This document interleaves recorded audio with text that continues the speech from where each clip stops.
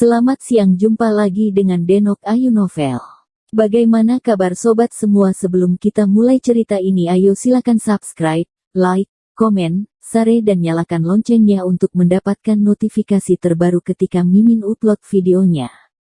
Menantu terbaik bab 343 pembunuhnya muncul. Kisoi menelan ludahnya, dan dengan cepat menyembunyikan tongkat ayun yang terbuka di belakangnya. Lin Yu juga sedikit terkejut melihat pemandangan ini, tetapi ketika dia berpikir bahwa Li Qianjue baru saja mengatakan bahwa dia ingin memanggil Ketua Yuncang, dia segera mengerti, dan menunjuk Ketua Yuncang untuk menekan Qiu Zaizong. Jiang Yan mengerutkan kening, mengingat bagaimana Qiu Zaizong memaksakan dirinya untuk minum tadi malam, dan ketika dia melihat penampilannya saat ini, dia tiba-tiba merasa sedikit lucu. Ye Qingmei juga merasa ceria di hatinya. Itu benar, kapan giliran orang Korea mendominasi tanah China? Ketua Qiu, mengapa kamu tiba-tiba menunjukkan hadiah sebesar itu tanpa alasan? Lin Yu tersenyum, menyipitkan mata, dan dengan cepat bangkit dan berjalan ke arahnya. Tuan Ho, saya tidak tahu Taisan, tolong jangan kenal saya. Saya salah, saya tahu itu salah. Saya dengan tulus datang untuk berdoa memohon pengampunan Anda, selama Anda bersedia memaafkan saya dan membiarkan saya melakukan apapun. Baris. Suara Qiu Zaizong tersedak, dan dia terus membenturkan kepalanya saat berbicara, mencoba yang terbaik untuk mendapatkan pengampunan Lin Yu. Bagaimanapun, hidupnya dan keluarganya terikat pada tubuh Lin Yu. Ayo, Presiden Qiu, jangan mengetuk. Aku memaafkanmu, pergilah. Melihat begitu banyak pasien yang menonton, Lin Yu dengan bersemangat ingin mengirimnya pergi. Selain itu, tidak ada yang tidak bisa dimaafkan. Bagaimanapun, dia telah mengajar mereka dengan keras kemarin, dan hari ini dia menderita begitu banyak kepala untuk apa-apa. Diperkirakan Qiu Zaizong tumbuh dewasa, dia tidak terlalu banyak bertanya kepada orang tuanya. Terima kasih Tuan He. Terima kasih Tuan He. Qiu Zaizong berani mengangkat kepalanya, dahinya sudah merah, menyeka air mata dari wajahnya, dan dengan hati-hati berkata, Tuan He, lalu perusahaan kami dan perintah perusahaan Anda. Maaf, saya tidak tahu tentang masalah ini. Saya harus mengambil keputusan. Biarkan bos Anda berbicara dengan Tuan Li. Bagaimanapun, masalah di antara kita sudah berakhir. Lin Yu melambaikan tangannya, jelas dia tidak ingin bergaul dengan Li. Dalam bisnis antara grup dan Yuncang, dia tahu bahwa Li Qianjue adalah seorang pengusaha. Sejak dia memutuskan untuk bekerja sama dengan Yuncang, dia mungkin adalah pilihan yang paling cocok. Baiklah. Qiu Zaizong menggerutu dan memandang Lin Yu dengan cemas. Tapi sekarang Lin Yu telah memaafkannya, segalanya menjadi lebih mudah. Ketika Kisoi mendengar kata-kata ini, wajahnya menjadi biru dan putih menilai dari perubahan sikap Qiu Zaizong yang tiba-tiba, dia sudah menduga bahwa Lin Yu adalah pria besar yang mutlak. Dan itu pasti ada hubungannya dengan keluarga Li. Menteri Qi, kamu di sini juga. Lin Yu mengangkat kepalanya dan melirik Kisoi, dan berkata dengan ringan. Oh, apa? Saya di sini untuk meminta maaf kepada Dokter Jiang, dan meminta Dokter Jiang untuk kembali ke rumah sakit untuk terus bekerja. Kisoi melihat angin dan mengubah kemudi menjadi level terbaik. Qiu Zaizong meminta maaf, jadi dia secara alami harus mengikuti. Jiang Yan menatapnya dengan dingin ketika dia mendengar kata-kata itu, dan tidak mengatakan apa-apa. Undang dia untuk kembali dan terus bekerja. Lalu apa yang ada di belakang punggungmu adalah... Lin Yu sudah memperhatikan tongkat ayun yang dia sembunyikan di belakang. Oh, ini alatku untuk mengaku bersalah. Wajah Kisoi menjadi kaku, dia segera mengeluarkan tongkat ayun, berjalan ke arah Jiang Yan dan menyerahkannya, berkata, Dokter Jiang, saya dengan tulus datang untuk meminta maaf kepada Anda kali ini. Jika kamu bingung, kamu akan menggunakan tongkat ayun untuk menamparku 2 kali sampai kamu lega. Qi berpura-pura menyalahkan diri sendiri dan tulus, berusaha keras untuk membuat Jiang Yan merasakan ketulusannya. Jiang Yan tiba-tiba ragu-ragu, menoleh dan menatap Lin Yu, seolah menanyakan apa yang dia maksud. Dia tahu bahwa Qi berpura-pura ada di sini, tetapi dia sangat menyukai profesi dokter dan sangat ingin tinggal di rumah sakit pertama Universitas Beijing dengan usahanya sendiri. Bagaimana mungkin Lin Yu tidak mengetahui pikiran batinnya, dan memandangnya dengan lembut dan berkata, "Kamu membuat pilihan sendiri. Pilih apapun yang kamu inginkan.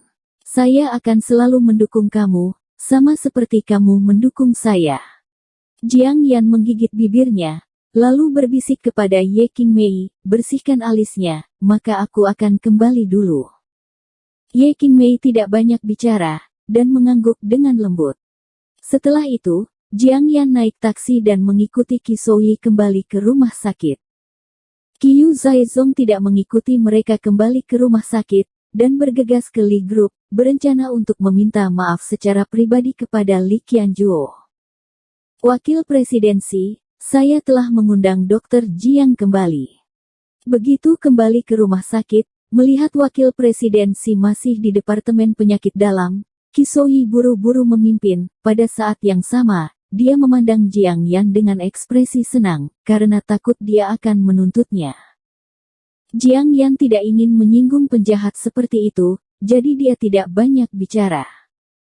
"Hehe, Jiang Yan, kamu sudah kembali. Kebetulan ada sesuatu yang merepotkanmu." Wakil presidensi tersenyum dan dengan cepat memanggil Jiang Yan ke samping untuk membahas rencananya untuk masuk ke Asosiasi Pengobatan Tradisional China. Berbicara tentang kembali ke Sengtang, He Jinqi datang tidak lama setelah Jiang Yan pergi, dan begitu dia memasuki pintu, dia dengan ramah memanggil saudara kedua. "Jinqi, kenapa kamu ada di sini?" Lin Yu tersenyum saat melihatnya di belakang. "Kenapa, ada yang salah denganku?" "Tidak apa-apa. Aku sudah lama tidak melihatmu. Datang dan bertemu denganmu." He Jinqi berkata sambil tersenyum, "Ya, saudaraku, aku membuka sasana tinju dengan yang lain. Sasana ini akan buka beberapa hari lagi. Kamu harus datang untuk bergabung dengan kami dalam beberapa hari ke depan." "Apa? Membuka sasana tinju?" Lin Yu sedikit terkejut. "Ya, saya suka bertarung dan tinju. Saya benar-benar tidak tahu apa yang harus saya lakukan kecuali membuka sasana tinju." He Jinqi menggaruk kepalanya dan tersenyum.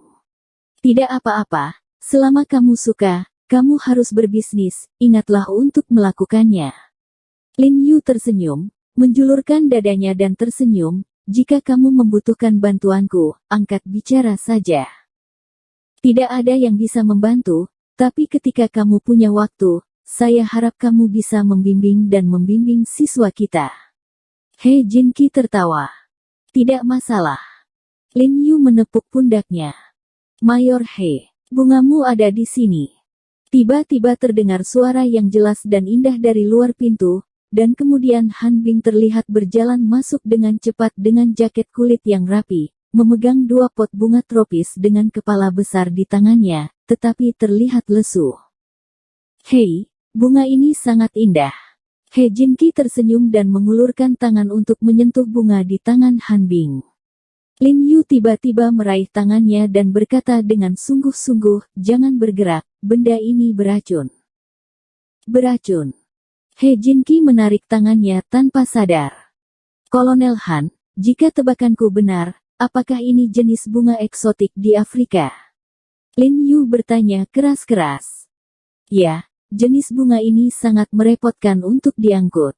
Sebanyak lebih dari 20 tanaman telah ditemukan, tetapi ada 2 tanaman yang tersedia setelah dikirim, dan mungkin akan segera mati. Lagi pula, di sini terlalu dingin. Saya sarankan Anda menerimanya. Taruh di dalam ruangan di tempat dengan panas yang cukup dan sinar matahari langsung, mungkin kamu bisa menyimpannya selama 2 hari lagi." Han Bing menyerahkan kedua pot bunga itu kepada Lin Yu. Lin Yu mengambilnya dan mengendusnya dengan ringan, dan menemukan bahwa bunga itu indah, tetapi tidak harum sama sekali, dan bahkan memiliki bau yang samar. Ketika saya mempelajarinya dan mengekstrak zat berguna dalam batang bunganya, tidak perlu memindahkannya. Maka saya harus menyusahkan Anda untuk menemukan seseorang dari Afrika untuk membantu saya mengekstraknya secara langsung. Lin Yu cukup menyanjung. Han Bing tersenyum. Lihat suasana hatiku, kata Han Bing dengan tangan terlipat. Saat ini, ponselnya berdering tiba-tiba. Aku tidak tahu apa yang dikatakan di ujung lain ponsel itu. Wajah Han Bing tiba-tiba memutih, dan bibirnya sedikit bergetar, dan dia berkata dengan dingin, apakah sudah 31? Setelah mendapat jawaban tegas dari ujung telepon yang lain, Han Bing meraih telepon, wajahnya sedingin es musim dingin. Ada apa? Ada apa? Lin Yu buru-buru bertanya melihat ekspresinya yang tidak wajar. Ikutlah denganku, sesuatu telah terjadi. Han Bing melirik He Jinqi dan yang lainnya di rumah sakit, dan tidak mengatakan secara langsung. Ini baik. Melihat ekspresi Han Bing yang jelek, Lin Yu buru-buru menyerahkan kedua pot bunga itu kepada Li Zenseng, dan mengikuti Han Bing keluar. Kakak kedua, kamu harus ingat untuk pergi pada hari aku membukanya. He Jinqi di belakangnya buru-buru memanggil. Begitu, telepon aku dulu. Lin Yu melambai padanya tanpa melihat ke belakang. Setelah masuk ke dalam mobil, Han Bing tiba-tiba membanting setir, matanya memerah, dan dia jelas sangat marah. Lin Yu belum pernah melihatnya seperti ini sebelumnya, tidak bisa menahan diri untuk tidak terkejut, bertanya dengan penasaran, apa yang terjadi? Han Bing menyalakan mobil dan berkata, ingat tuan misterius pembunuh yang saya katakan terakhir kali. Ingat, tentu saja. Lin Yu mengangguk buru-buru, karena orang inilah dia memindahkan Qin Lang dan tentara.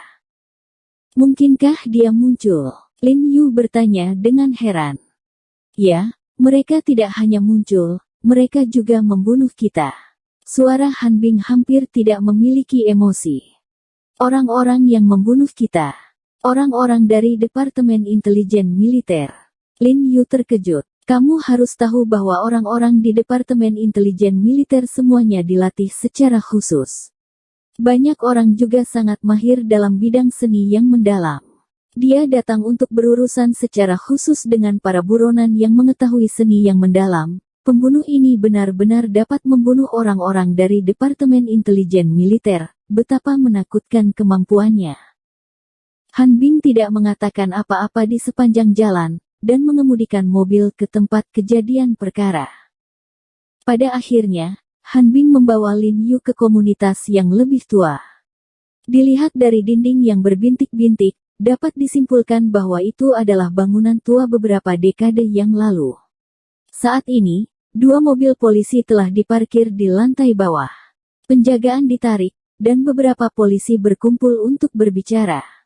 Sebenarnya, meminta mereka datang ke sini hanya untuk berpura-pura, dan sebenarnya orang-orang dari Departemen Intelijen Militer lah yang mensurvei di dalam.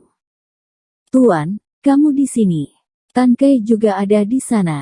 Dia langsung memberi hormat setelah melihat Han Bing, lalu menamparkan Lin Yu memberi hormat, Mayor He, kamu juga di sini.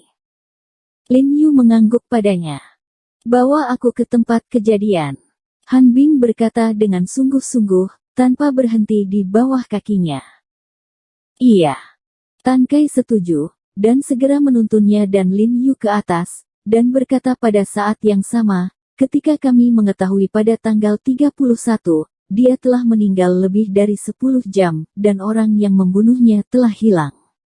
Namun, dari kematian yang ke-31, dapat ditentukan bahwa orang yang membunuhnya adalah pembunuh misterius yang telah kami tangkap, dan melalui penyelidikan kami terhadap tempat kejadian, dapat dipastikan bahwa tempat kejadian tersebut adalah pembunuhnya.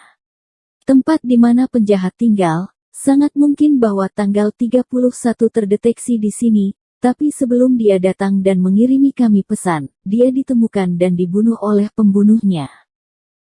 Han Bing mendengarkannya dengan wajah muram, tanpa ekspresi apapun di wajahnya.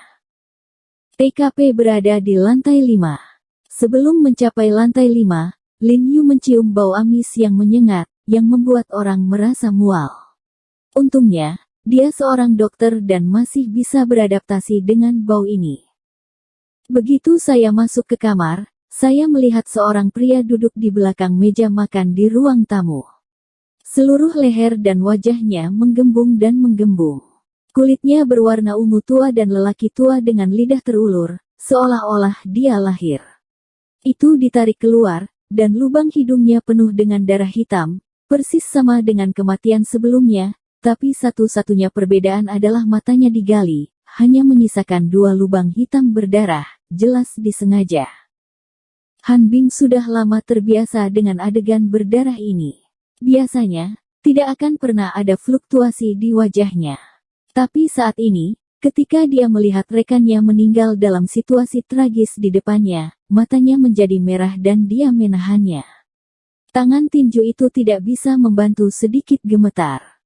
Ada kata-kata di atas meja.